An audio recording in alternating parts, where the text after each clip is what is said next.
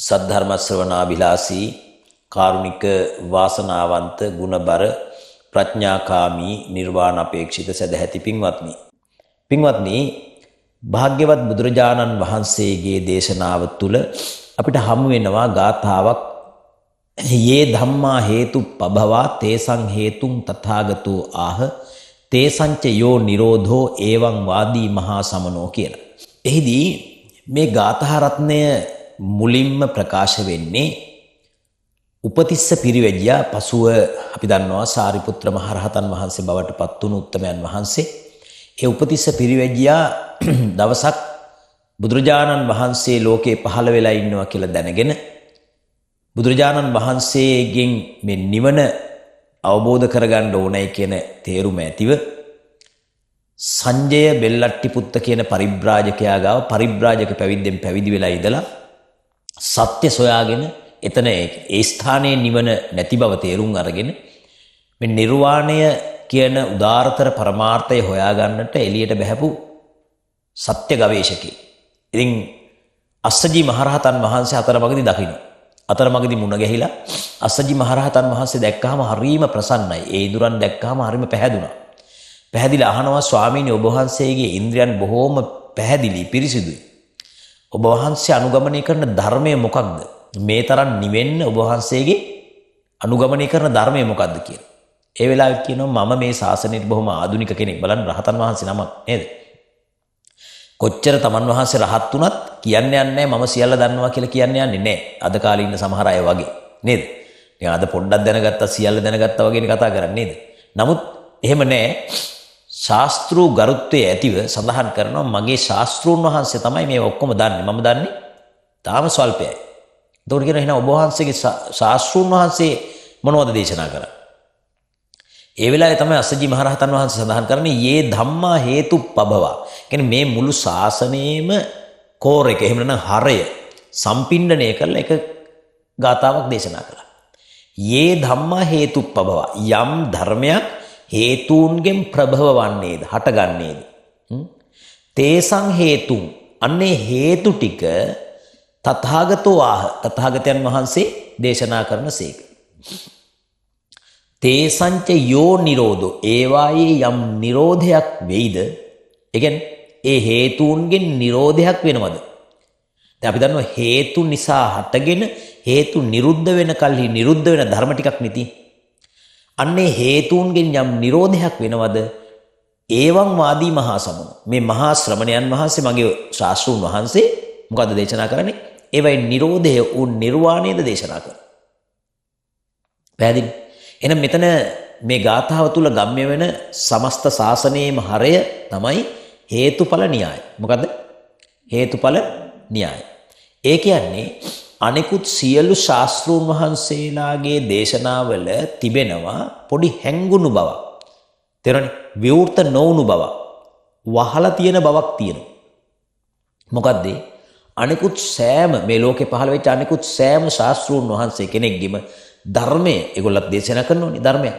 ඒ දේශනා කරන දේශනාව තුල තිබෙනවා මැවීම් වාදයක්. ඒ කියන්නේ මේ සත්වයා බිහිුනේ කොහොමද කියන එකට ආන්සර් එක උත්තරේ තියෙන්නේ මොකද්ද? ਸਰව බලධාරියෙකු විසින් මවන ලදී. හැබැයි බුදුරජාණන් වහන්සේලා පමණක් ලෝකයට පහළ වෙලා සත්‍ය හොයා ගන්නවා. මොකද්ද? මේ සත්වයාගේ මැවීමක් කාටවත් කරන්න බෑ. සත්වයා නිම වෙන්නේ සත්වයා උපදින්නේ කොහොමද? තම තමන් කරගත්තා වූ කර්මයන්ගෙන්. ඒ වගේම මතක තියාගන්න ඕනේ සත්වය උපදින්නේ විවිධ හේතු නිසා. හරිනේ? එතකොට මේ සත්වයා කියන තැන තිබෙන්නේ උපාදානස්කන්ධ පහ. උපාදානස්කන්ධ පහක්. ඕනෑම සත්වයක් ගත්තොත් ඒ ඕනෑම සත්වයක් තුල ඒ කියන්නේ සත්වය ජීවත් වෙනවනේ 31 භූමිතලයක නේද? භූමිතල 31ක් තියෙනවා. මොනවද? සතර අපාය, මනුස්ස ලෝකේ, දිව්‍ය ලෝක 6, රූපාවචර බ්‍රහ්ම ලෝක 15, රූපාවචර බ්‍රහ්ම ලෝක 16, අරූපාවචර බ්‍රහ්ම ලෝක 4. මේ 31 භූමිතලය නේද? මේ 31 භූමිතලය ගත්තොත් ඒ 31 භූමිතලයේ කොතනක සත්වයක් ඉපදුනත් උපාදානස්කන්ධ එකක් හෝ තිබෙනවා. උපාදානස්කන්ධ එකක් හෝ තිබෙනවා. උපාදානස්කන්ධ පහ මොනවද? මොනවද උපාදානස්කන්ධ පහ? ඇස, කන, නාසය, දිව, ඒ පංච ඉන්ද්‍රිය. ඒ පංච ඉන්ද්‍රිය. උපාදානස්කන්ධ පහ මොනවදරු? රූප නෑ, ශබ්ද. ඒ ඇයිල බාහිර ආයතන ටික. මොනවද උපාදානස්කන්ධ පහ පුතා? රූප, වේදනා, සංඥා, සංකාර, විඥාන. හරිද? ඉතින් බලන්න දැන් අපි සමහර අයට වයසට ගිහිල්ලා අවුරුදු 60යි 70යි. ඒක බුදුහාමුදුරන්ගේ ශාසනයේ ඉඳලා තියෙනනේ. බෞද්ධ වෙලා ඉපදිලා තියෙන. උපතින්ම බෞද්ධ. තේරුණාද? මේ අපිට මේ තේරෙන්නේ නැති ප්‍රශ්නේ තියෙන්නේ මොකක්ද දන්නවද? අපි නිකන් අමුතු එකක් හිතාගෙන ඉන්නවා. හරිද? ඒක නිකන් මේ ධර්මයේ තියෙන අඟහරුල්ලෝ නැත්නම් මේක වෙන අමාරු එකක් නෑ. මේ වාඩි වෙලා ඉන්න ඕගොල්ලෝ ඔක්කොම මෙතනට ගෙනල්ලා තියෙන්නේ මොනවද?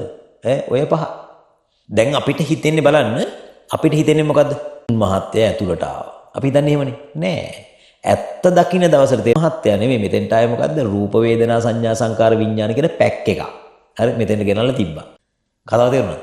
හැබැයි අපිට පේන්නේ මම කියලා නිසා, මගේ මහත්ය, මගේ දරුවා කියලා පේන නිසා අපි ඒකට මුලා වෙලා. ඔන්න ඕකට බුදුහාමුදුරුවෝ සක්කාය දිට්ඨිය කියලා. මොකද ඔකට කිව්වේ? සක්කාය දිට්ඨිය. සක්කාය දිට්ඨිය කියන්නේ මොකද්ද? රූප වේදනා සංඥා සංකාර විඥාන කියන පංච උපාදානස්කන්ධය මම කියලා හෝ මගේ දරුවා කියලා හෝ හරිද සත්වයේක් පුද්ගලයෙක් කියලා හෝ රැවටීම. දැන් අමාරුද අභිධර්මයේ? නෑනේ. තම සරල කාරණාවක්. තියෙන්නේ ඔරිජිනල් එකටම මොකද්ද? පහ. තියෙන්නේම ඔරිජිනල් එකට ඇත්තටම තියෙන්නේ මෙතන පහ. මේ පහ පේන්නේ අපිට. මේ පහ වහලා අපිට පෙන්වන්නේ මොකද්ද? අපිට පෙන්වන්නේ කෙනෙක් නේ මහත්තයෙක්, දරුවෙක්, සහෝදරයෙක් පෙන්වන්නේ එහෙමයි. එහෙමනේ පෙන්වන්නේ. අන්නේ ඒ දෝෂය මගහැරලා ඇත්ත දකින්න දවසක් ආවොත් ඇත්ත පෙන්නකොට මේ සිත අවබෝධ කරගන්නවා මොකද්ද? මෙතන තියෙන්නේ මගේ ආත්මය සත්වයේ පුද්ගලයෙක් කියන දෙයක් නොවේය මොනවද? රූප වේදනා සංඥා සංකාර විඥාන කියන ධර්ම පහක කියලා තේරුම් ගන්න. එයද ඒ කියන්නේ ඒ උපාදානස්කන්ධ පහද ස්ථීරවම තිබෙනවා නොවේය. යම් හේතුන් නිසා හටගෙන ඒ හේතු නැතිවෙන විට නැතිවන දේවල්ය. හේතුම් පටිච්ච සම්භූතං හේතු භංගා නිරුජ්ජති. පැහැදිලිද? උපතින්ම බෞද්ධ මට මුණ ගැහෙන සමහරට මම ඔය විදේශ රටවල් වල සංචාරය ගියපු වෙලාවල් වලදී මට ඇවිල්ලා කියනවා ස්වාමීන් වහන්සේ මම අන්‍ය ආගමිකයෙක්. හැබැයි ඔබ වහන්සේගේ බණක් අහලා මම සම්පූර්ණයෙන්ම කල්පනා කළා මේකේ තමයි සත්‍ය තියෙන්නේ. මම සම්පූර්ණයෙන්ම දැන් බුදුදහමට හැරිලා ඒ බුදුදහමේ මේ කෙටි කාලය ඇතුළත සමහර අවුරුද්දක් ඇතුළත හරිද මේ සියලුම ධර්ම කරුණු ඉගෙනගෙන බොහෝ ධර්ම කරුණු සියලුම කියන එක වැරදි. බොහෝ ධර්ම කරුණු ඉගෙනගෙන මේත උපතිම බෞද්ධ අවුරුදු 60ක් වෙනකම් බෞද්ධ 70ක් වෙනකම් බෞද්ධ තාම පංච උපාදානස්කන්ධය ඉගෙනගෙන නැත්නම් මොකද වෙන්නේ? ලැජ්ජා විය යුතුයි තමන් පිළිබඳව. ලැජ්ජා වෙලා හැංගෙන්නේ නෙමෙයි ඔන්න මොකද්ද? තමන්ට වෙච්ච දේ පිළිබඳව ලැජ්ජා වෙලා අතීතය පිළිබඳව පසුතැවෙන්නේ නැතුව වර්තමානයේ ගොඩ නැගෙන්න ඕන. තේරුණාද? අර කියනෝනේ යම් කිසි කෙනෙක් අතීතයේ තමන්ගේ වෙච්ච වැරදි තේරුම් අරගෙන එයා ඒකෙන් නැගී සිටිනවා නම් මොකද්ද? අබ්බා මුත්තෝ චන්දිමා කියලා. ඒ කියන්නේ වලාකුලෙන් වැහිලා තිබිච්ච හඳ වලාකුලෙන් මිදුණා වගේ කියලා. එළිය දෙන්න පටන් ගන්නවා. වලාකුලෙන් වැහිලා තියද්දිම සම්පූර්ණයෙන්ම එළිය දෙන්නේ නැහැ. ඒ වගේ ඕගොල්ලන්ගේ ජීවිතත් මේ ධර්මය කියන එක තිබුණට හඳක් වගේ. හැබැයි මොකද වෙලා තියෙන්නේ? වලාකුලකින් වැහිලා. මෝහාන්ධකාරයෙන් වැහිලා. එතකොට මොකද්ද කරන්නේ? මේවා අධ්‍යයනය කරනවා. තේරුණේ? තරුණ ජීවිත විශේෂයෙන් පටන් ගන්නවා. තේරුණේ? දැන් මම මේ ධර්ම දේශනාවට එද්දි මගේ ජංගම දුරකථනයේට WhatsApp පණිවිඩයක් කියලා තියෙනවා. චූටි දුවක්. හරි. ඉස්කෝලේ මට හිතෙන්නේ එක වසරේ. හරි. මගේ ධර්ම දේශනා අහලා ඔක්කොම ලියලා. බොහොම ලස්සන සටහන් පාට කරලා හරිද? ඒ බොහොම ආදරෙන් මේ ධර්මයට ධම්ම කාමෝ භවං හෝති. ධර්මයට කැමති කෙනා දවස ගානේ නිවනට ලං වෙනවා. වර්ධනය වෙනවා. ඔය ඇත්ත ධම්ම දෙස්සී පරාභව. ධම්ම දෙස්සී කියන්නේ ධර්මයට ද්වේෂ කරනවා කියන එක. ඔයගොල්ලෝ ද්වේෂ කරනවද? නෑ. ද්වේෂය කියන්නේ ඔයගොල්ලෝ හිතන්නේ මේ ධර්මයට තරහ කෙනා විතරක් නෙමෙයි ධර්මයට බය කෙනාටත් ඒක වෙනවා. ඒ ධර්මයට අභිධර්මයට බයයි. සිත් ටික ඉගෙනගෙන නෑ. චෛසික ටික දන්නේ නෑ. රූප ටික දන්නේ නෑ. හරිද? සමහර මොකද ධර්ම දේශනාවක් අහනකොට නිින්ද යනවා නේ. එතකොට ඒ තියෙන්නේ මොකද්ද? ධර්මයට තියෙන බයකම. උපදින්න දෙස්සිත. හරි? සමහරට මෝහසිත උපදිනවා යාස්සේ. හරි? ඒසා එහෙම වෙන්නේ නැතුව දැන් ඔය ඇත්ත පටන් ගන්න මේ බය අතහැරලා පටන් ගන්න මේවා අධ්‍යයනය කරන්න. රූප, වේදනා, සංඥා, සංකාර, විඥාන කියන උපාදානස්කන්ධ පහ වෙන් කරගෙන රූප කියනකොට ඒකට අයිති වෙන්නේ රූප 28. මේක ඉගෙන ගන්න පටන් ගන්න. කොහොමද ඉගෙන ගන්න පටන් ගන්න? රේරුකාණි චන්දවිමල මහානායක හාමුදුරන්ගේ අභිධර්ම මාර්ගයේ පොත, අභිධර්මයේ මූලික කරුණු පොත, අභිධර්මාර්ථ සංග්‍රහය පොත, ඔය පොත් තුනෙන් එකක් හෝ අරගෙන ඒකේ තියෙනවා රූප 28. හරිනේ? ඒ ටික ලියා ගන්න ඕන අපච්චි. කොහොමද ලියන්න ඕන? බ්‍රිසල් බෝඩ් එකක ලියන්න ඕන. ලියලා ගෙදර බිත්තියේ සාලේ බිත්තිය අලවන්න ඕන. තේරෙනවද? අපි සමහර වෙලාවට වෘත්තිකව වෙන්න පුළුවන්. අපි සමහරට වෛද්‍යවරු වෙන්න පුළුවන්, ඉංජිනේරුවෝ වෙන්න පුළුවන්. එහෙම නැත්නම් ගෙදර ගෘහණියක් වෙන්න පුළුවන්. හරිද? සමහරට ඉගෙන ගත්තු අය ඉගෙන නොගත්තු අය වෙන්න පුළුවන්. මේ කවුරු වුණත් ඔබට නිවන් දකින්න ඕන නම් ඕනද අපච්චි නැද්ද? ඕනේ නේ. සසර දුකයිනේ නේ. එතනින් මිදෙන්න ඕන නම් මේ වැඩේ කරන්න ඕන. මේ ටික කරන්නේ නැතුව කවුරු හරි කෙනෙක් ඉන්නවනම් නිකන් ඉබේ නිවන් යන්න වගේ එක නේ, නිකන් ලාම්පුව නිවන් වගේ එහෙම වෙන්න බෑ. ඒක වෙන්න බෑ. උත්සාහය තියෙන්න ඕන. අනිත් ඒ බුදුහාමුදුරුවෝ පරියප්ති ශාසනය ඉගෙනගෙන ප්‍රතිපත්ති ශාසනය පූර්ණය කළ ප්‍රතිවේද ශාසනයට ලං වෙන්න ඕන. පරියත්තින් නාම තේපිටකම් බුද්ධ වචන. පරියත්තිය නම් ත්‍රිපිටක බුද්ධ වචනය. ත්‍රිපිටක බුද්ධ වචනේ ඉගෙන ගන්න නැති කෙනාට නිවනට යන්න පුළුවන්. ඔය දු නිවනට යන්න කැමතිද අකමැතිද? කැමතිනේ. ඒ කැමති නම් මොකද කරන්න ඕන? තරුණ වයසේ අපිට කමන්නේ අපි මේ කාලේ පෙන් කෙරලා වයසට ගිහිලා අවුරුදු 60කදී විතර වෙලා නිවන් දකින්න try කරනවා. ඒ වැරදි. තේරුණාද? ඒ වෙලා තියෙන්නේ මොකද පුතා? ඒ ගොඩාක් අය දීපු ලණුවක් ඔය. හිතාගෙන මොකද? තරුණ කාලේ විඳින්න ඕන. විඳ ඉඳලිවල මේ පේනවනේ දැන් වයසට ගියා. දැන් මතක නැහැ. නේ? කියන දේ මතක තියාගන්න බෑ. දැන් මේ අම්මලාට දොස් කියනව නෙමෙයි හොඳේ. අර මොකද්ද මං කියන්නේ? ඒක හැටි. මට වුණත් එච්චරයි. තරුණ කාලේ කරගත්තා නම් කරගත්ත ටික ඔක්කොම ඉතුරුයි. නේ? පැහැදිලිද පුතා මං කියන කතාව? හොඳ අරමුණන්නේ. නේද? සමහර අය කට්ටිය වයසට ගියාට පස්සේ තමයි එහෙම හිතෙන්නේ. දැන් තරුණ කාලේ මෙහෙම හිතච්ච එක ලොකු දෙයක් පුතා. තේරුණාද? ඒ ශ්‍රද්ධාව පෙර ජීවිත පුරුදු කරපු ශ්‍රද්ධාව. ඒකත් එක්කම ප්‍රඥාව මුසු කරගන්න බොහෝම පාරමිතාවක් පිරෙන. ඔයත් නිකමට හිතන්න අපිට නිවන් දකින්න පාරමිතා 10ක්වත් පිරෙන්න ඕනේ. අවම වශයෙන් 10 පිරෙන්න ඕනේ. ඒ කියන්නේ රහත් වෙනකොට පාරමිතා 10ක් පිරෙන්න ඕනේ. පස්සේ බුදු වෙනකොට 20ක් පිරෙන්න ඕනේ. ඊළඟට සම්මා සම්බුදු වෙනකොට 30ක් පිරෙන්න ඕනේ. ඒ කොහොමද? පාරමී, උපපාරමී, පරමත්ත පාරමී. 10 වරක් 3 30ක් පිරෙන්න ඕනේ. අපිට කියන රහත් වෙන කෙනෙකුට අපිට කියලා කියන්නේ මම පොදුවේ කිව්වේ නෑ. රහත් වෙන කෙනෙකුට සාමාන්‍යයෙන් 10ක් අඩුම පිරෙන්න ඕනේ. එතකොට අපි හිතමු මෙහෙම ඔන්න ඔය ඇත්තෝ ගිහිල්ලා ගෙදර ගිහිල්ලා මේ සිත් ටික එක කොලයක බ්‍රිසල් බෝඩ් එකක ලියලා බිත්ති අලවනවා, චෛසික ටික වෙන කොලයක ලියලා අලවනවා, රූප 28 තවත් කොලයක ලියලා අලවනවා. ඔයා හිතනවද පාරමී කීයක් පිරෙනවද කියලා? ප්‍රඥා පාරමිතාවට අතවනවා. එතකොට ඒක එකක්. දෙවෙනි වීර්ය පාරමිතාව පිරෙනවා. අදිෂ්ඨාන පාරමිතාව පිරෙනවා. තේරුණාද කියන්නේ? එතකොට මේ ඔය ඇත්තෝ දන්නේ නැතුව පාරමිතා පුරා ගන්න පුළුවන් ලස්සන ක්‍රමවේද ටිකක් මේකේ තියෙනවා. හරි. එතකොට එක වැඩේ තේරෙන ගොඩාක් කරුණු කරනවා. අපේ බොහෝම හොඳට කරන දේවල් ටික තමයි දානය. ඒක නම් හොඳටම කරනවා. සිංහල බෞද්ධයෝ බහුතරයක් දානෙ දෙනවා. ඊට පස්සේ සීලය ටිකක් හරි කරනවා.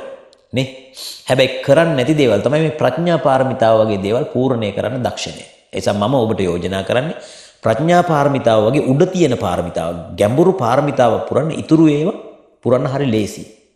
එතකොට ප්‍රඥා පාරමිතාව පුරන කෙනාට දාන පාරමිතාව වගේ දේවල් හරිම ලේසියෙන් කරන්න පුළුවන්. සහ ඥාන සම්ප්‍රයුක්තව කරනවා, උසස්ව කරනවා. හරි? හොඳයි. එහෙනම් දැන් මේ පංච උපාදානස්කන්ධයේ තියෙන මේ රූප උපාදානස්කන්ධයට රූප 28 අයිති වෙනවා. හරිනේ? අපි තුමු රේරුකාණි චන්දවිමල නායක හඳුරන්ගේ පොත හොයාගන්න බැරි වුණා කියලා. අද තාක්ෂණයේ බොහොම දියුණුයි. හරිද? අම්මා වයස වුණාට කමියුනිකේෂන් එකකට ගිහිල්ලා පුතේ මට මේ සිත් 89 චෛසික 52 රූප 28 කියන ටික print කරලා දෙන්න කිව්වොත් print කරලා දෙනවා. හැබැයි print කරපු එක බිත්තියේ ඉල්ලන්න එපා පාඩම් හිටින්නේ. මොකද කරන්න ඕන? තමන්ම ඒක බලාගෙන බ්‍රිසල් බෝඩ් එක ලොකුවට අතින් ලියන්න. නරඹන හැම කෙනෙක්ම මේක පටන් ගන්න. හැබැයි බහුතරයක් අය දැන් පටන්ගෙන මේ වැඩ කටයුත්ත කරලා මට පෙන්නනවා. ස්වාමීන් වහන්සේ මෙන්න අපි මේවා අපේ ගෙවල් වල කරලා තියෙනවා. එතකොට ඒකේ වාසිය ලැබෙන්නේ මේ කිරිවත්තුඩේ ස්වාමීන් වහන්සේටද ඔබටද? දෙපාර්ශ්වයටම. ඇයි? ඔය ඇත්තන්ට මේක මතක හිටිනවා. මට මොකද්ද තියෙන ලාභේ? ශාසනය ආරක්ෂා වෙනවා. මටත් කුසලයක් සිද්ධ වෙනවා. මේ ශාසනය රැකෙනවා. රැකෙන්නේ කොහොමද?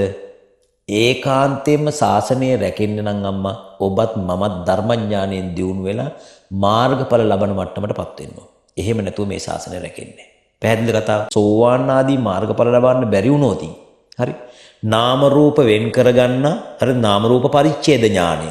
ඊට කලින් සම්මර්ෂණ ඥාන, නාම රූප පරිච්ඡේද ඥාන, උද්‍යව්‍ය ඥාන, භංග ඥාන, භයතුපට්ඨාන ඥාන.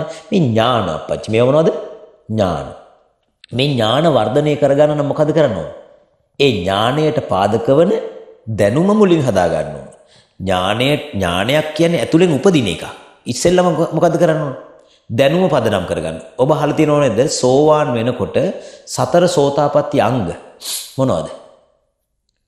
එකක් තමයි සප්පුරිස සංසේවෝ. ඒ කියන්නේ කල්යාණ මිත්‍ර ඇසුර. දෙක සද්ධම්ම සවණං සද්ධර්මයේ ශ්‍රවණය කිරීම. තුන යෝනිසෝච මනසිකාරා. යෝනිසෝච මනසිකාරෝ. මොකද්ද? යෝනිසෝ මනසිකාරය. ඊළඟ ධම්මානුධම්ම පටිපත්ති. ධර්මානුධර්ම ප්‍රතිපත්ති යෙදීම. එහෙනම් මුලටම එන්නේ කවුද? කල්යාණ මිත්‍ර සේවනය. කල්යාණ මිත්‍ර සේවනයෙන් ලැබෙන්නේ මොකද්ද? සද්ධර්මය. මොකද ලැබෙන්නේ? සද්ධර්මය. එහෙනම් කල්යාණ මිත්‍රයා ඇසුරු කොටගෙන සද්ධර්මය ඉගෙන ගන්න ඕන. පැහැදිලි කතාව.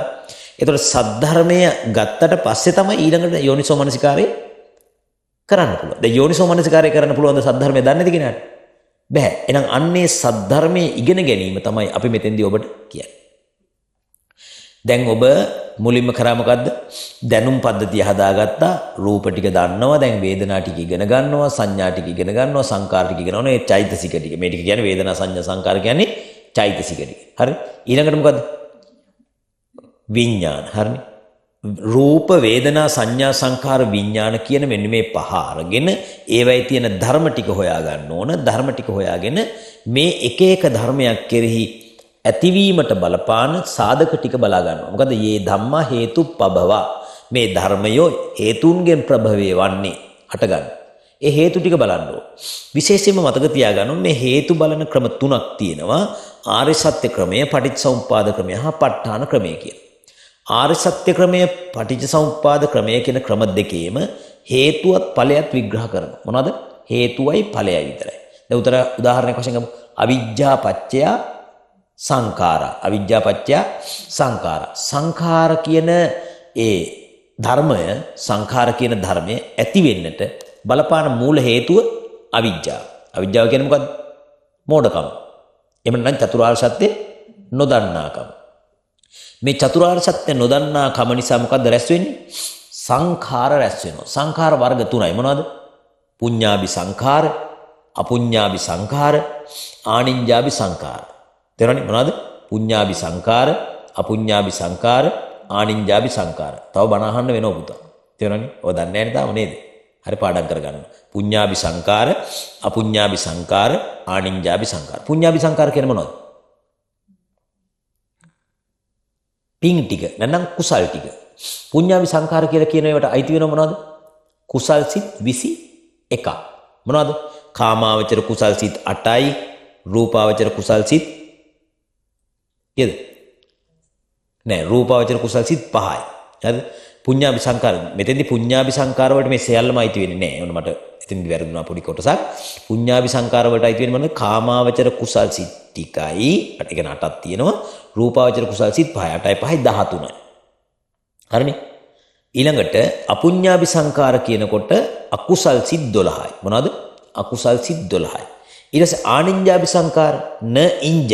කියන්නේ වෙනස් කරන්න බැරි ප්‍රබල සංඛාර ටිකක් තියෙනවා. ඒ මොනවද? අරූපාවචර කුසල් සිත් 4යි. හරිනේ? දැන් ඔක්කොම 29යි මෙතන. පැහැදිලි කතාව. උනායසරම මම කියන පුඤ්ඤාභි සංඛාර කියනකොට කාමාවචර කුසල් සිත් 8යි, රූපාවචර කුසල් සිත් 5යි, 8යි 5යි 13යි. මෙතන තියෙනවා අපුඤ්ඤාභි සංඛාර මොනවද? අකුසල් සිත් 12යි. මෙතන 12යි, අතන 13යි කීයද? 25යි. මෙතන 4ක් එනවා මොනවද? ආනිඤ්ඤාභි සංඛාර අරූපාවචර කුසල් සිත් 4. ආකාසානංචායතනේ විඤ්ඤාණංචායතනේ ආකින්චඤ්ඤායතනේ නේව සංඥා නාසඤ්ඤායතන. මේ හතරත් එක්ක ඔක්කොම 29යි. මෙන්න මේ පුඤ්ඤාභි අපුඤ්ඤාභි ආනිඤ්ඤාභි කියන සංඛාර ටික ඇති වෙන්න බලපාපු එක හේතුවක් බුදුහාමුදුරුවෝ පටිච්ච සමුප්පාදයේදී දේශනා කරන මොකද්ද?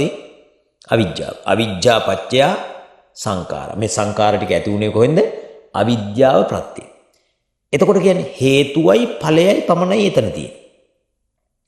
හැබැයි මේ ප ဋ ාණ ක්‍රමය කියනකොට ප ဋ ාණ ක්‍රමේදී හේතුවත් කියලා දෙනවා ඵලයත් කියලා දෙනවා ඵලය නිපදවීමට හේතුවෙන් ලැබෙන උපකාරක ශක්තියත් මේක විස්තර කරනවා.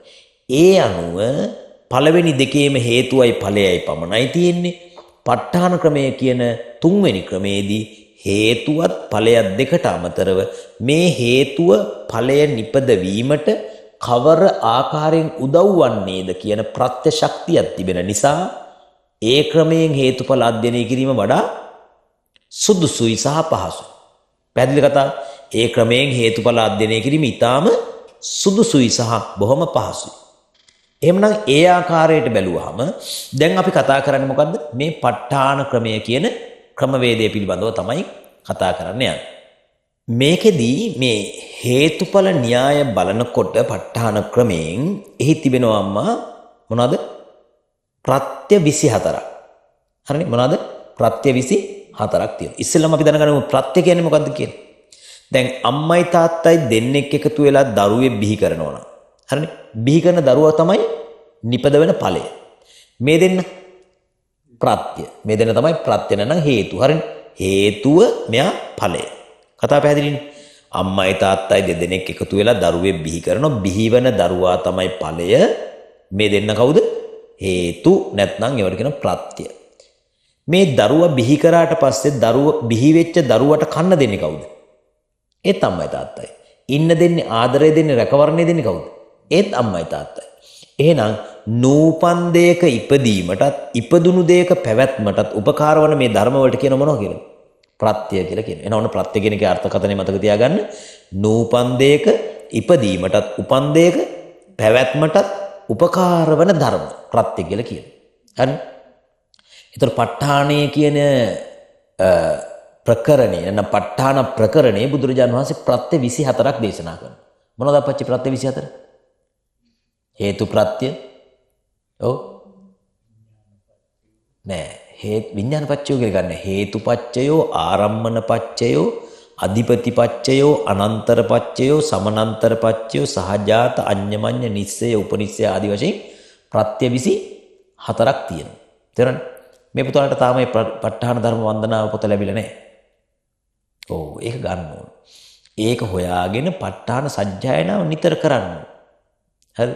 මට හරි පුදුමයි සමහරවිට තාම ලංකාවේ සමහර අයට ලැබිලා නැහැ. දැන් මම අවුරුදු 2කමාරක් වෙනවා මේ ධර්ම දේශනාව ආරම්භ කළා. හරිද? එතකොට බොහෝ පිරිස් මේ ප ဋ ාණ දේශනාව අහලා ජීවිතේ ලෞකික ලාභත් ලෝකෝත්තර පැත්තට යොමු වීමත් සිද්ධ වෙලා තියෙනවා වර්තමානයේ. බොහෝ තැන්වල. විශාල පිරිසක්. ඒ ලක්ෂ සංඛ්‍යාත ජනගහක් මේ ධර්මයේ වැළඳගෙන ඒකෙන් ප්‍රයෝජන ඵල ප්‍රයෝජන ලබාගෙන සහ ලබා ගනිමින් ඉන්නේ. ඒකට මට දැන් මේකෙන් තේරෙන්නේ එහෙම නොලැබුණු පිරිසකුත් තව ඉන්නවා කියලා. ඉතින් ඔබත් උත්සාහ කරන්න ඕන මොකක් සඳහාද? මේව අහගෙන දැන් සමහර අයගේ අපේ අයගේ තියෙන පොඩි නිකන් අර කුසීත ගතියක්. මොකද්ද? නිවැරදි ධර්මයේ හම්බුනාම එයා විතරක් ඒක දරාගෙන ඉන්නවා. අල්ලපු ගෙදරටවත් දෙන්නේ නැහැ. සමහරවිට දැන් ඔබේ මිත්‍රයෝ ඇති ප ဋ ාණ දේශන අහපු අය. නමුත් මොකද දෙන්නේ? දෙන්නේ නැහැ. එහෙම ගතියක් තියෙනවා අපේ ලංකාවේ මිනිස්සුන්.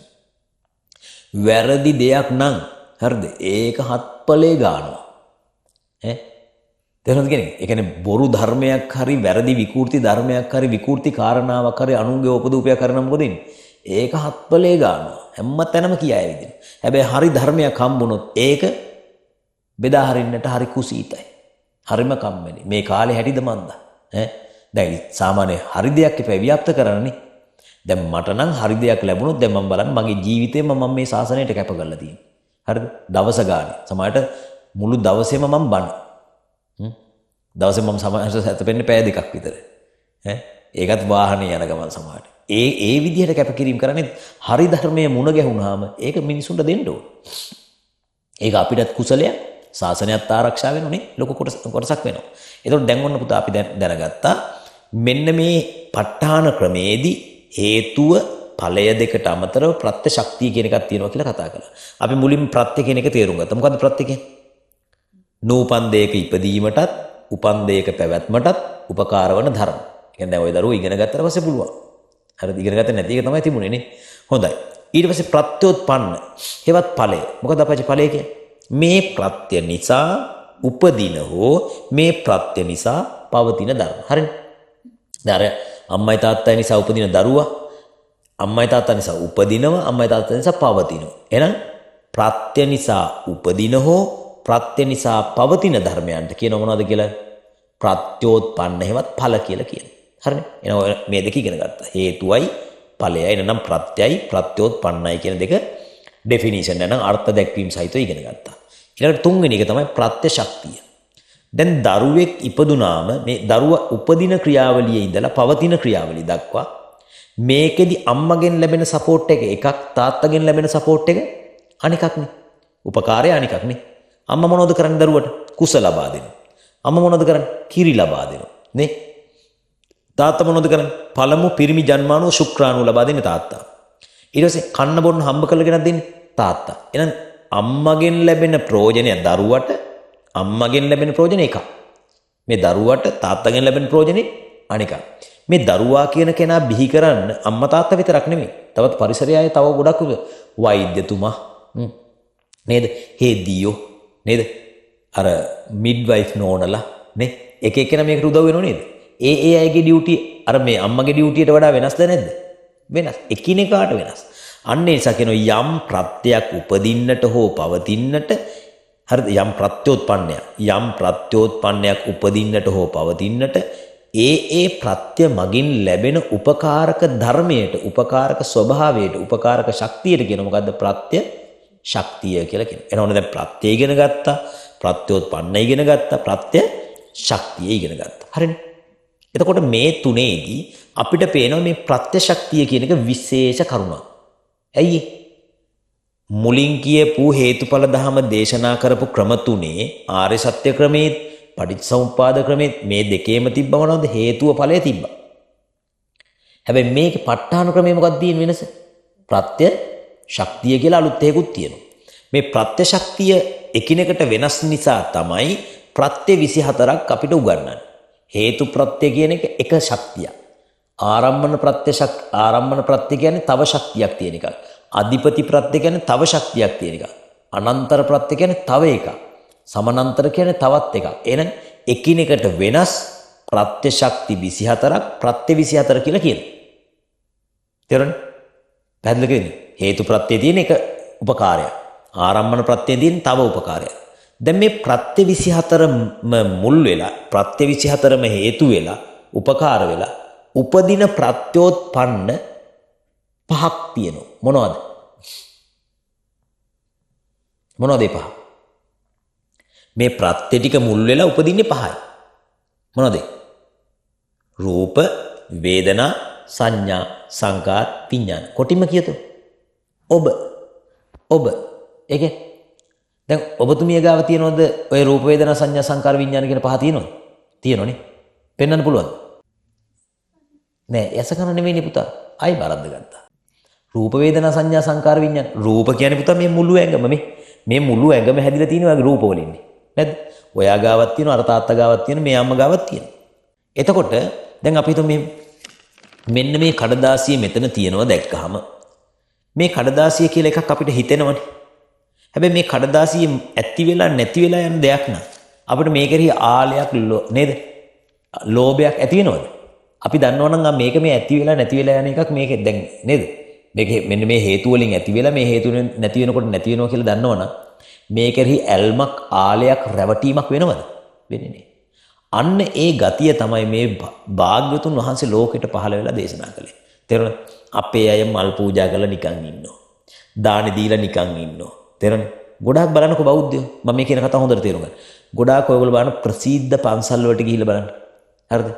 ප්‍රසිද්ධ පන්සල් වලට ගිහිල්ලා අපේ උපාසකම්මලා අපේ උපාසක මහතුරු පොෂ් එකට ඇවිල්ලා හරිද මල් දෙකක් පූජා කරලා මල් වට්ටියක් පූජා කරලා හඳුන් කුරු දෙකක් පත්තු කරගෙන චෛත්‍ය වටේ හරි බෝධිය වටේ හරි කැරකිලා පැන් කලයක් අරගෙන ඒක වටේ දුවලා ඔච්චරයිනේ බෞද්ධයෝ.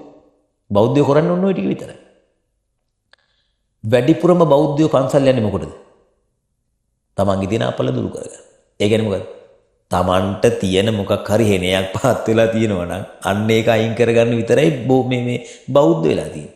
නිවන් දකින්න බෞද්ධයෝ ඉදිරිපත් වෙනවා නම් ඒ නිවන් දකින්නේ කියලා සැබෑවට ඉදිරිපත් වෙච්ච බෞද්ධයෝ සංඛ්‍යාව මට හිතෙන්නේ සාමාන්‍ය මේ අතේ ඇඟිලි තරම් පුංචි. කෝටි ගාණක් බෞද්ධයෝ ඉන්න රටක ඇත්තටම නිවන් දකින්න යොමු වෙන්නේ ඊටාම 14ක් විතරයි. හරිම සෝචනීයයි. ඇයි? අනිත් මිනිස්සු ඔක්කොම තමන්ගේ මොකක් හරි මේ තමන්ට තියෙන ප්‍රශ්නයක් දුරු කරගන්න විතරයි. හරිද? ඒකත් අර ජ්‍යොතිෂඥයෙක් කිව්වොත් එහෙම බෝධි පූජාවක් පවත්වන්න කියලා ඕකට තමයි දුවන්නේ. එහෙම නැතුව හැබෑවටම නිවන් දැකලා සසර දුක. දැන් හිතන්නකෝ මේ ජීවිතේ මිනිස්සෙක් වෙලා බෝධි පූජාවක් තියලා හරියද? ඊළඟ ජීවිතේ තලගොයෙක් වුණොත් බෝධි පූජා තියද හැකිද? තියන්න බැහැනේ. මල පෙරේතෙක් වුණොත් තියද හැකිද බෝධි පූජා? ආන්නේ ඒ නිසා මතක තියාගන්න ඕනේ මේ ජීවිතේ මනුස්ස ජීවිතේ ලැබිච්ච වෙලාවේ මේක හරියට ගොඩ දා ගන්න ඕනේ. මේකට උත්සාහවත් වෙන්න ඕනේ. එතන මේ ධර්මයේ ඉගෙන ගන්න ඕනේ. ධර්මයේ අධ්‍යයනය කරන්න ඕනේ. එතකොට දැන් අපි කතා කළේ රූප ටික, වේදනා සංඥා සංකාර කියන්නේ චෛසික ටික, විඥාන කියන්නේ සිත් ටික. ඉති රූපං මෙන්න රූපය, ඉති රූපස්ස සමුදය. මෙන්න රූපය ඇති වෙන්න හේතුව. ඒ හේතු බලනකොට මම කියවා මොකද්ද? ප ဋ ාණ ක්‍රමයේ ලේසි. ඒකට හේතුව තමයි ප ဋ ාණ ක්‍රමයේ හේතුවත් ඵලයක් දෙකට අමතරව ප්‍රත්‍ය ශක්තිය කියන එක මනාකොට විස්තර කරලා තියෙන නිසා. දැන් අපි මේකෙන් මේ ප ဋ ාණ ක්‍රමයෙන් තිබෙන ප්‍රත්‍ය 24න් එකක් දෙකක් අරගෙන අපි බලමු කොහොමද කියලා. උදාහරණයක් වශයෙන් හේතු ප්‍රත්‍ය ගන්න බලන්න. හේතු ප්‍රත්‍ය. හේතු ප්‍රත්‍ය කියනකොට ඒ හේතු ප්‍රත්‍යයේ තියෙනවා මොනවද? ලෝභ, දේශ, මෝහ කියන හිත්වල හටගන්න හේතු තුනක්. අලෝභ, අද්වේෂ, අමෝහ කියන සිත්වල හටගන්න හේතු තුනක්. හේතු කියක් තියෙනවද? හේතු හයක් වෙන්නන බුදුහාමුදුරුවෝ. ලෝභ, දේශ, මෝහ කියන්නේ මොනවද? අකුසල හේතු. අලෝභ, අද්වේෂ, අමෝහ කියන්නේ කුසල හේතු. හරිද? මේ හේතු කියන ඒවා බුදුරජාන් වහන්සේ පෙන්නනවා හරියට ගහක මුලක් වගේ. මොකක මුලක් වගේද? ගහක මුලක් වගේ. ගස්වල මුල් වලින් ඉටුවන ප්‍රධාන රාජකාරිය මොකක්ද? පෝෂණය කියන්නේ දෙවන කෘත්‍යය. ඔව් පැවැත්ම තමයි. කොහොමද පැවැත්ම එන්නේ? නිකම්ම කිව්වට හරියන්නේ. පැවැත්ම එන්නේ කොහොමද? දැන් පැවැත්මට නම් එක්ක ආහාර ගෙනත් දෙනවද? එක මොකක් හරි තියෙන්න ඉපේ. නෑ. මතක තියාගන්න. ගහක මුල් ටික පොළව ඇතුලේ බැහැලා පොළව තදින් අල්ලා ගන්නවා. තදින් අල්ලා ගැනීම නිසා ගහේ කඳට අතු ඉතිආදියට ශක්තිය සපයනවා. මුල් වලින් සිදුවන ප්‍රධාන කෘත්‍ය මොකද්ද? ගහට ශක්තිය සැපේ. හොඳට මතක තියාගන්න ප්‍රධාන කෘත්‍ය කඳට ශක්තිය සැපේ. මේ ජලය අවශෝෂණය කිරීම ඒවත් අතුරු කෘත්‍යයක්. ප්‍රධාන කෘත්‍ය තමයි අර ගහේ මුල් ටික පොළව ඇතුලේ බැහැලා පොළව තදින් අල්ලාගත්තු නිසා අල්ලා ගැනීම නිසා ගහේ කඳට බොහොම ශක්තියක් සපයනවා. වැටෙන්නේ නැහැ. දැන් මොකද යන්නේ? ගහේ මුල් තිබුණ නැත්නම් හුළඟට පෙරලා වැටෙනවා. ඔයගොල්ලෝ දැකලා තියෙනවා සමහර ගස්වල මුල් දිරුවාම මොකද වෙන්නේ? ලොකු හුළඟක් ආපුවම ගැලවිලා වැටෙනවා. පැහැදිලි? එහෙනම් ගහක මුල් වගේ තමයි හිතකත් මුල් જાතියක් තියෙනවා. මොනවද හිතක තියෙන මුල්? ලෝභ, දේශ, මෝහ, අලෝභ, ආදේශ, අමෝහ. ලෝභ, දේශ, මෝහ තියෙන්නේ මොනවද සිත්වලද? අකුසල් සිත්වල. අකුසල් සිත් කීයක් තියෙනවද? දන්නේ නැහැ නේ. වයස කීයද? නෑ අර දුවගේ 30යි. එයා 30යි මෙයාට 60යි. 30 කෙනා දන්නේ නැහැ. 60 කෙනා දන්නේ නැහැ. අකුසල් සිත් කීයක් තියෙනවද අපේ අම්මා? මම පුතා අකුසල් සිත් 12 යන්නේ දුව දන්නවා. අකුසල් සිත් 12යි බොහොම හොඳයි. අකුසල් සිත් 12යි පුතා. ලෝභ සිත් 8යි, ද්වේෂ සිත් 2යි, මෝහ සිත් 2යි. හරිද?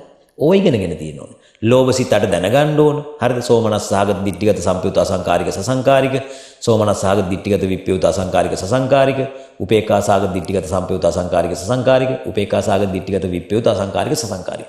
එතකොට කෙනෙකුට කල්පනා කරන්න පුළුවන් ස්වාමීන් වහන්සේ ඉතින් මේවා ඉගෙන ගන්න ඕනද? ඔව් ඒකාන්තයෙන් ඉගෙන ගන්න. තව කෙනෙක් අහනවා ස්වාමීන් වහන්සේ ඉතින් ඒ කාලේ හිටපු සුනීත සෝපාකල සෝවාන් උනේ අභිධර්ම පන්ති ගිහිල්ලාද? නෑ මතක තියාගන්න මේ බුද්ධ ශාසනයේදී ඒගොල්ලෝ පාරමිතා පුරලා කෙලවර වෙලා තිබුණට කලින් බුද්ධ ශාසන කීයකදී අභිධර්ම ඉගෙන ගන්න නැද්ද? කලින් බුද්ධ ශාසන කීයකදී මේ වගේ ධර්ම දේශනා අහන්නේ නැද්ද? ඒව කොච්චර ලියන්නේ නැද්ද? නේ වචසා පරිචිතා වචනයෙන් පුරුදු කරන්නේ නැද්ද? තේරෙනවද කියන එක පුතා? අපිට පේන්නේ සුනීත සෝපාකක මේ ජීවිතේ විතරයි. පෙර සංසාරේ අනවරාග්‍ර සංසාරේ බුදුවරු කී දෙනෙක් ගාව මේ කොපමණ බුදුරජාන් වහන්සේලා ගාව ධර්මයේ පුරුදු කරන්නේ නැද්ද? ඒකනේ පාරමී කියන්නේ යම්. ඉතින් අර නිකන් සමහර බාගෙට තැම්බිච්ච අල වගේ කට්ටිය ඔය හිතනවා මොකද්ද? අනේ ඉතින් සුනිත් සෝපාකට පුළුවන් වුණා නම් අපිට බැරි මොකද? අපි අතපය පොරවගෙන නිකන් ඉඳලි වල එකපාරට ටික් ගාලා සෝවාන් වෙමු වගේ. එහෙම බෑ. ඒ කාන්තේම බෑ පරියප්ති ශාසනය පූර්ණේ කළ ප්‍රතිපත්තියට යන්න ඕන. ප්‍රතිපත්තියෙන් තමයි ප්‍රතිවේදයට යන්න ඕන. පැහැදිලිද කතාව? ඒසත් දැන් ඔය ඇත්තොන්ට මම මතක් කරන මොකද්ද? දැන් අර කුසීතව අලසව හර්ධ මෝඩව හිටපු ජීවිත අයින් කරලා සැබෑ බෞද්ධයෙක් වෙන්න හැම කෙනෙක්ම හිතට ගන්න ඕන. ওই දරුවෝ ආදර්ශයක් වෙන්න ඕන. වැඩි හිටියෝ දරුවන්ට ආදර්ශයක් වෙන්න ඕන. හැම කෙනාම පටන් ගන්න. ඔබ දකින අහන හැම ඥාතිවරයෙකුටම මේක කියන්නේ. මේක තමයි ක්‍රමය මේකෙන් පටන් ගන්න කියලා. හරි. එහෙනම් දැන් ඔන්න අපි කතා කළා මොකද්ද? මෙන්න රූප. හරිද?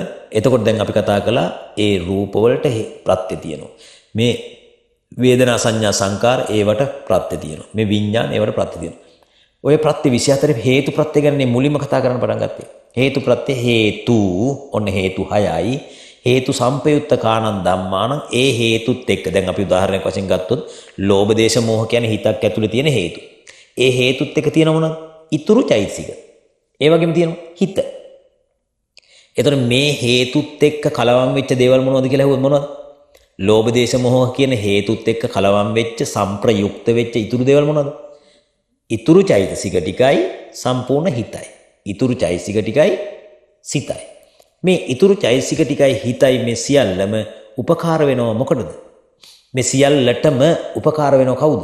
අර හේතු ටික. මොනවා වශයෙන්ද? ගහක මුල් වශයෙන්. ගහක මුල් ටික හරිද?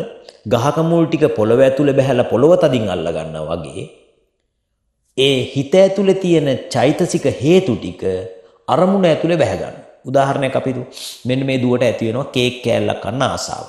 කේක් කෑල්ලක් කන්න ආසාවක් කියන්නේ ඇති වෙන්නේ කුසල සිතක්ද, ලෝභ සිතක්ද, ද්වේෂ සිතක්ද, මෝහ සිතක්ද? මොකද්ද? ලෝභ හිතන්නේ පුතා. කන්න ආසාව, ලෝභයක්, ලෝභ සිතක් ඇති වෙනවා. හරිද? අකුසල සිතක්. කේක් කෑල්ලක් කෑවත් අකුසලයක් නේ. ඔව්. හරිද? ලෝභ සිතක් හටගන්නේ. හැබැයි මේ ලෝභ සිත නිසා ඒ ලෝභ සිත තුල මතක තියාගන්න ඕන තියෙනවා ලෝභයයි මෝහයයි කියන ප්‍රධාන හේතු දෙක. අර ලෝභ දේශ මොහ කියන දෙකෙන් තියෙන තුනෙන් මොනවද තියෙන්නේ? ලෝභයයි මෝහයයි කියන හේතු දෙක තියෙනවා. ඒ කියන්නේ මේ ගහට මුල් කීයක් තියෙනවද? දෙකයි. හරිනේ මොකද මුල් දෙක? ලෝභයයි මෝහයයි. මේ ලෝභයයි මෝහයයි කියන හේතු දෙක නැත්නම් මුල් දෙක බැසගන්නේ කොහෙද? දැන් ගහක මුල් නම් බැසගන්නේ පොළොවේනේ. මේ හේතු දෙක බැසගන්නේ කොහෙද? නෑනේ පුතා. ගහේ මුල් ගහ ඇතුලේ බැහැගන්නේ නෑනේ. හිතේ මුල් හිත ඇතුලේ බැහැගන්නේ නෑනේ. හිතේ මුල් බැසගන්නේ කොහෙද? ගහේ මුල් පොළව ඇතුලේ බැහැ ගන්නවා වගේ හිතේ මුල් බැසගන්නේ පුළුවන් කියන්නේ. කේක් කෑල්ල ඇතුලේ. ඇයි අරමුණ ඒකනේ පුතා. හරිද? අරමුණ ඇතුලේ බැහැ ගන්න. ඒ කියන්නේ ඔන්න දැන් බලා ගන්න කේක් කෑල්ල කියලා එකක් තියෙනවා. මේ දරුවට ඇති වෙන හිතක්, හිතේ තියෙන ලෝභයයි මෝහයයි, ඒ මුල් දෙක බැස ගන්න කේක් කෑල්ල. දැන් ගහේ මුල් බැහැ ගන්නකොට නම් ඒක පේනවා. හිතේ මුල් මේක ඇතුලේ බැහැ ගන්නකොට අපිට පේන්නේ කේක් කෑල්ල ඇතුලේ ලෝභය බැස ගන්නවා. ඇලෙනවා. ඇලෙනවද නැද්ද? කේක් කෑල්ලට ඇලෙනවා. ලස්සන ඇඳුමට ඇලෙනවා නේ. ගෑනු අය කොහොමද? ඇලෙන ප්‍රමාණය හිතාගත්ත හැකිනේ නේද? ඇලෙනවා. එතකොට කේක් කෑල්ලට ඇලෙනවා. මෝහයෙන් මුලා කරනවා. කේක් කෑල්ලේ තියෙන ඇත්ත දැනගත්තොත් ඒකට අපි ඇලෙන්නේ. තේරුණා නේද? දැන් අපි ගත්තොත් තරුණ පුතෙක් තරුණ දියණියකට ඇලෙනවා. ඇලෙන්නේ මොකක් නිසාද? ඇත්ත නොදන්නා නිසා. හරිද? අපි තුමු තරුණ දියණියක් අපි තුමු තරුණ පුතේ බොහෝම ආදරෙන් පෙම් බඳිනවා. පෙම් බැඳ ඉන්නකොට ඒ දරුවගේ අපි තුමු මූණේ එක පැත්තක් කුණු වෙනවා. මූණේ එක පැත්තක් කුණු වෙනවා. අර පෙම් බැඳ හිටපු කෙනා ඇත්ත දැනගන්න මොකද්ද? අප්පා මේකේ තියෙන මහා කුණු වෙන ධර්ම ටික. දැන් අර ප්‍රේමයේ ඇති වෙන දර කරා. ඇති වෙන්නේ නැහැ. දැන් තේරෙනවද කියන්නේ? ඇති වෙන්නේ නැහැ. අන්න ඒ වගේ මේ කේක් කෑල්ලේ වුණත් ඇත්තක් තියෙන මොනවද? කේක් කෑල්ලේ තියෙන ඇත්ත තමයි පඨවි ආපෝ තේජෝ වායෝ වර්ණ ගන්ධ රස ඕජා කියන සුද්ධාෂ්ටක රූප කලාප මිටියක් මෙහි තිබේ. හැබැයි ඒ සුද්ධාෂ්ටක රූප කලාප මිටිය පෙන්වන්නේ කේක් කෑල්ලක් වශයෙන්. එහෙනම් ඇත්ත පෙන්වන්නේ නැහැ. ඇත්ත තමයි මොකද්ද? සුද්ධාෂ්ටක රූප මිටියක් තියෙන පෙන්වන්නේ කේක් කෑල්ල. අන්න ඒකට කියනවා මෝහය, මෝහ කිරීම. මෝහයෙන් මුලා වුණාම ලෝභයෙන් ඇලෙනවා. ඒ මුල් දෙක කේක් කෑල්ල ඇතුලේ බැසගත්තාම කේක් කෑල්ල තදින් අල්ලා ගත්ත නිසා ඇති වුණු සිතට එහි තිබෙන ඉතුරු චෛතසිකයන්ට අර ලෝභ මෝහ කියන දෙදෙනා මොකද කරන්නේ? උපකාර කරනවා. එහෙනම් මෙන්න මෙතෙන්දී ගහක මුලක් වගේ සිතක හේතු ටික සිතට උදව් කරනවා නම් අපි ඒකට කියනවා මොකද්ද? හේතු පච්චේන පච්චෝ. හේතු ප්‍රත්‍ය කියන එකේ තේරුම මොකද්ද එහෙනම්? හේතු ප්‍රත්‍ය කියන එකේ තේරුම තමයි ගහක මුලක් වගේ හිතක හේතු ටික උදව් කරන කාටද? සිතටත් ඉතුරු චෛතසිකයන්ටත් තව උතන කියන චිත්තජ රූපයන්ට. චිත්තජ රූප කියන්නේ සිතින් උපදින මේ ඇඟේ තියෙන රූප ටිකක් තියෙනවා. දැන් ඔයගොල්ලෝ දන්නවනේ අපි හිතමු අපිට කේන්ති ගියොත් අපේ මූණ කළු වෙනවා. ඒ කියන්නේ සිතින් උපදින රූප ටිකක් මේ මූණට එනවා. චිත්තජ රූප. පැහැදිලි? එතකොට අපි මේ ප්‍රත්‍ය 24 දී එක ප්‍රත්‍යක් අරගෙන ඔබට කියලා දෙන්නට ගියේ මොකක්ද? අපිට උපදින සිත්. ඒ කියන්නේ රූප වේදනා සංඥා සංකාර විඥාන කියන එකේ විඥාන. විඥානය කියන්නේ සිතනේ. සිතක් තනියම උපදින්නේ නෑ පුතා. මොනවද? ඒ ඇතුලේ චෛතසික තියෙනවා. ඒ චෛතසික තමයි වේදනා සංඥා සංකාර. එහෙනම් සිතයි චෛතසික ටිකයි චිත්තජ රූපයි ඔක්කොම උපදින්නට බලපෑව කවුද? අර හේතු දෙක. ලෝභයයි මෝහය. එහෙනම් මේ ලෝභයයි මෝහයයි කියන හේතු දෙක මුල් වෙලා ඒවා පොළොව ඇතුලේ බැස ගන්නවා වගේ අරමුණ ඇතුලේ බැස ගැනීම නිසා සිතයි චෛතසික ටිකයි රූපයි උපද්දනවා. ඒවා ඉපැද්දවීමට අන්න අර හේතු කියන ඒවා ගහක මුලක් මෙන් උපකාර කළා. ඒකට කියන මොකද්ද? හේතු පච්චයේන පච්චයෝ. දැන් එන පංච උපාදානස්කන්ධයේ ඉපැද්දීමට හේතු ප්‍රත්‍ය ක්‍රියා කර ආකාරය පැහැදිලිද? එහෙනම් මේවා ඉපැද්දුනේ මගේ හැකියාවෙන්ද? මේවා ඉපැද්දුනේ දෙවියන් වහන්සේගේ හැකියාවෙන්ද? නෑ. මොකද්ද? හේතු ප්‍රත්‍යේ හැකියාවෙන්. අන්න ඒකට කියනවා හේතු ප්‍රත්‍ය ශක්තිය. එහෙනම් දැන් තේරුම් ගත යුතු එක කාරණාව මොකද්ද? ප්‍රත්‍ය 24ක් තියෙනවා. ඔය ප්‍රත්‍ය 24 ඉගෙන ගන්නකොට ඔය එකක් ඉගෙනගෙන දැන් ඔයාලට යමක් තේරෙනව නේද? එකක් ඉගෙනගෙන තේරෙනවා මේ එකක්වත් මේ ඇඟවත් ඇඟ ඇතුලේ හට ගන්න එක සිතක්වත් මගේ ඌමනාවෙන් හැදිච්ච දේවල් හෝ මගේ හැකියාවෙන් හදාගත්ත දේවල් හෝ නොවේ. ඒ සියල්ලම හේතුන්ගේ ඵලයක්. අපි ඉගෙන ගත්ත එක හේතුවනේ. එක හේතුවක ඵලයක්. එහෙම තේරෙනකොට ඒක මගේ ආත්මය කියන දෘෂ්ටිය සක්කාය දෘෂ්ටිය ගෙවෙනවා. පුතා සක්කාය දෘෂ්ටිය ගෙවුනට පස්සේ මොකද වෙන්නේ? සෝවාන් වෙනවා. සක්කාය දෘෂ්ටිය සම්පූර්ණ නැති වෙච්ච දවසට මොකද වෙන්නේ? සෝවාන්. සෝවාන් වුණා කියන්නේ නැවත කවදාවත් සතර පායට වැටෙන්නේ. ඒ කියන්නේ බය නැහැ. ඊළඟ ජීවිතේ තිරිසන් සතෙක් වෙයිද, ප්‍රේතෙක් වෙයිද, නිරේට යන දැන් අපිට තාම ෂුවර් නේ. එහෙම සෝවාන් වෙලා නැතිනම් මොකද වෙන්නේ? විශ්වාස නැහැ. ඕන තැනකට වැටෙන්න පුළුවන්. අපේ අයට පුදුම අවාසියක් තියෙන. අපේ අය තාම දන්නේ අපේ අය හිතාගෙන ඉන්න මම නම් මැරිලා හතර පායට යන්නේ නැහැ කියලා. හැබැයි පසුගිය කාලේ මට ඔය දැනගන්න ලැබුණු බොහෝ කතාවල තියෙනවා තමන්ගේ අම්මා මැරිලා තමන්ගේ දුවට වැහිලා. ඒ කියන්නේ പ്രേත වෙලා ඉපදිලා. සමහර අවුරුදු 63ක් දන් දීපු. ඒක ආරණ්‍යයකට අවුරුදු 63ක් දන් දීපු තාත්තා කෙනෙක් මැරිලා പ്രേතෙක් වෙලා ඉපදිලා. හරි. තමන්ගේ දුවට වැහිලා. ඒ නිසා මම මතක් කරන්නේ මොකද්ද? මේක බොහොම අවිනිශ්චිත ගමනක්. ඒ අවිනිශ්චිත ගමන නිශ්චිත තැනකට ගෙනියන්න පුළුවන්කම තියෙන මොකක් කළද? හරියට ප ဋ ාණ ධර්මයේ අධ්‍යයනය කරලා විදර්ශනා භාවනා කරලා කෙලෙස් කපා ගත්තා නම් එතෙන්ට යන්න පුළුවන්. එහෙමනම් කාල වේලාව අවසන් වෙන නිසා මෙතනින් දේශනාව අපි સમાપ્ત කරනවා. පින්වත් ඔබ සියලු දෙනාටම උතුම් ප ဋ ාණ ධර්මයේ පිහිට